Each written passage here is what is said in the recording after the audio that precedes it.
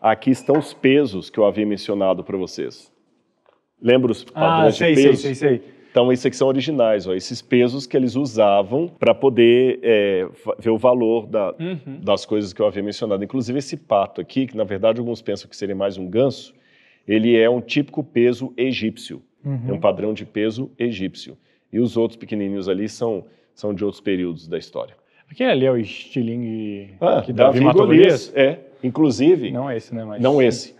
Essa pedra aqui, nós trouxemos mais uma agora de Israel, é uma pedra de funda original. Caramba! Que eles encontram, às vezes, em batalha várias, nós temos duas, a outra não está exposta ainda, é uma pedra de funda original. Então ele colocava... Então, é um estilingue que você roda.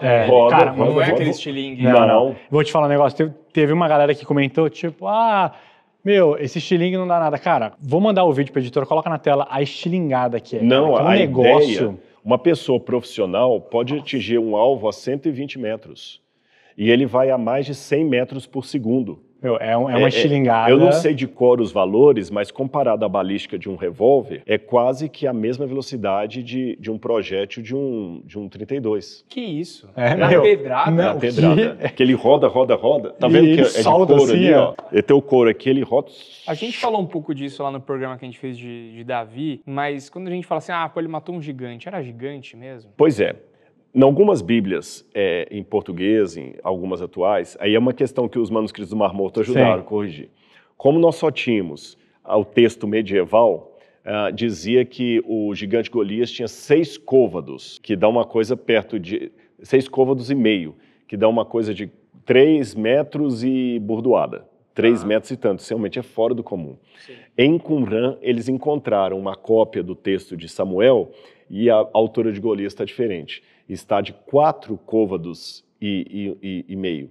Ou seja, Golias tinha 2,90 metros aproximadamente, 2,80 metros, que é um jogador de futebol, de basquete. Tá, um cara bem grande. Vamos supor que o Davi era baixinho, né? Davi era baixinho. Pô, o cara tinha 1,5 metro, o outro cara tinha 2,5, já era uma Por coisa algumas descrições da Bíblia, o pessoal pensa que o Golias ele deveria sofrer de gigantismo. É possível também. Você entendeu? Que a glândula do crescimento que não para, e geralmente é uma pessoa. Então ele não era um camarada ágil, ele era apenas um camarada grande. Grande e lento. Então o Davi pulava realmente igual um cabrito ali, pegou na... Pedrada na cabeça. O cara desmaiou, ele caiu, pegou a espada dele e cortou a cabeça. Uma pedrada na cabeça, até jogado com a mão é perigoso. Então, estilingada, cara. Estilingada na velocidade de um 38? Aqui nós estamos na parte romana. Tá. Romana. E eu quero começar com esse detalhe aqui, ó. Isso para mim também é muito emocionante. Vocês perguntaram lá qual que é a peça mais valiosa, é difícil, porque tem tanta coisa de valor aqui, sentimental principalmente, aí fica priceless, né? Esse aqui são pregos originais usados em crucifixão. Caramba. Tá bom? 2 desses, não o terceiro. Olha o tamanho Os 2 desse aqui, ó. Putz, era uma pregada, hein? E por que eu sei que eram usados em crucifixão? Vamos juntar as peças do quebra-cabeça.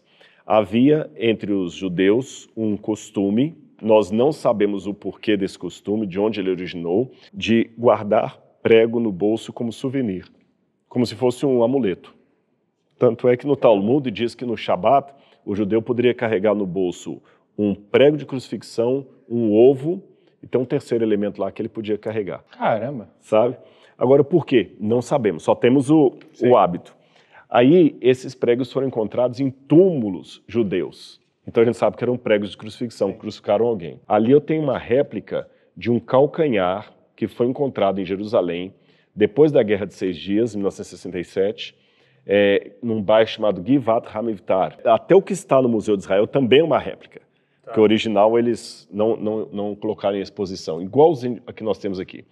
Mas o que chamou a atenção é que o dono desse calcanhar, ele tinha um prego atravessado.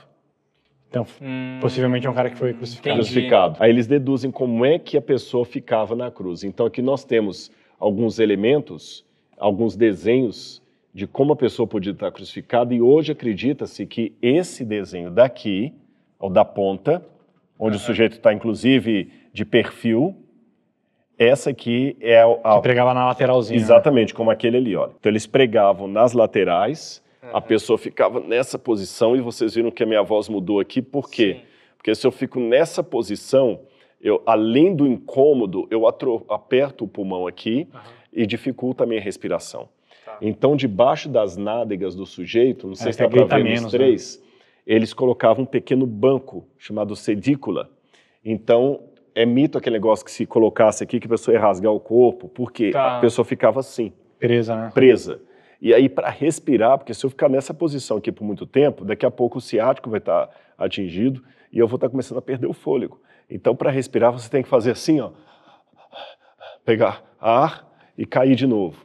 Agora, imagina você fazendo isso 1 hora, 2 horas, 3 horas, 4 horas. Você não aguenta. Então, hora que você não aguenta mais. Da onde que vem esse negócio de crucificar? Punição, né? Da onde que veio essa punição? Da onde que foi tirado isso? Isso é uma coisa dos romanos mesmo? Não, os romanos herdaram dos cartaginenses, que por sua vez herdaram dos assírios.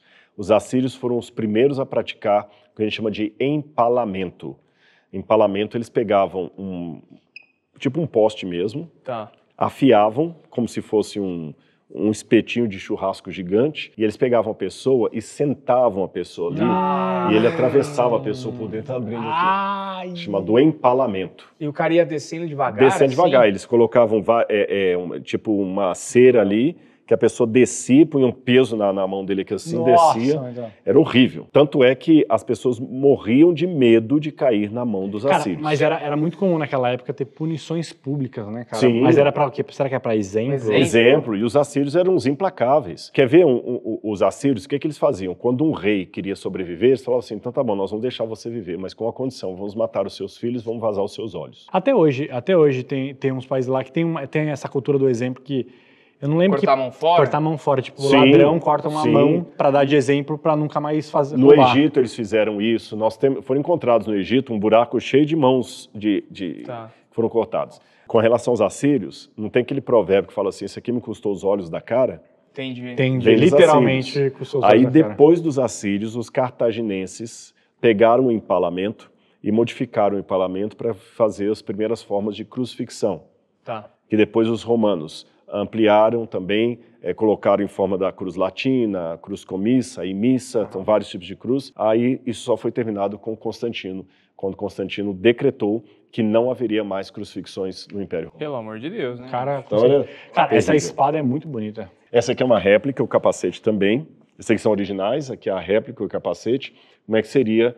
Porque são elementos ligados ao sacrifício de Jesus. Aqui eu tenho uma ponta de lança romana original, e a gente pode contar a história da crucifixão, como é que era o processo naquela época, e as pessoas terem uma ideia mais histórica do que Jesus realmente passou na...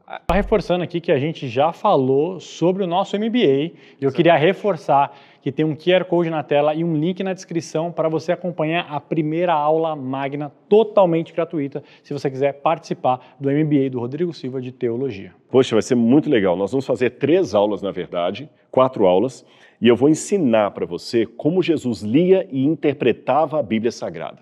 Os 3 pilares da interpretação bíblica. Ou seja, você vai aprender como é que você pode ler a Bíblia e compreendê-la de uma forma assim, uau, é tão simples assim?